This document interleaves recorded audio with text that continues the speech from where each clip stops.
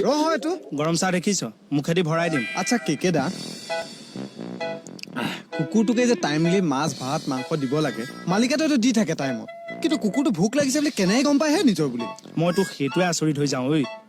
কুকুৰলজি জনাটো ইমান সহজ নহয় কিন্তু একদম ঠিক কথা মালিকটো চোন কুকুৰটোৱে চোন ভোক লাগিছে বুলি নিজে কৈয়ে আছে তই মনে মনে থাক না কিবা দাদাহঁতে ডিছকাশ্যন এটা কৰি আছে আচ্ছা কেকেদা আচ্ছা ধৰি ললো কুকুৰটো গৰম লাগিছে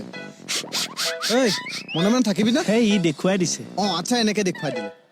এতিয়া দুটা কুকুৰৰ মাজত যেতিয়া কাজিয়া লাগে এটাই নেজ পেলাই দিলে নিজৰ বুলি তেতিয়া গম পালো ইটোৰ ওচৰত বহ হৈ গ'ল ধৰি ললো কিবা কাৰণে কুকুৰটো খজুৱাইছে পেটটো উলিয়াই এনেকে খজুৱাত লাগি গ'ল নিজৰ বুলি কিন্তু কুকুৰটো ভোক লাগিছে বুলি মালিকক কেনেকে ক'ব চাচোন তাৰমানে কুকুৰ পোহা আচলতে সহজ কথা নহয় বুজিছ মালিকটো চোন কুকুৰটোৱে ভোক লাগিছে বুলি নিজে কৈয়ে আছে তই মনে মনে থাকিবি নে ভাগৰ বস্তু খাই দিব লাগিব ভোক লগাটো কেনেকে ইংগিত দিব পাৰে বাৰু হয়তো কি কুকুৰে কেনেকে মাতিছে ভোকে মাতিছে নে নামাতিছে কুকুৰ মানে ভোক লাগিছে মালিকটোক কৈছে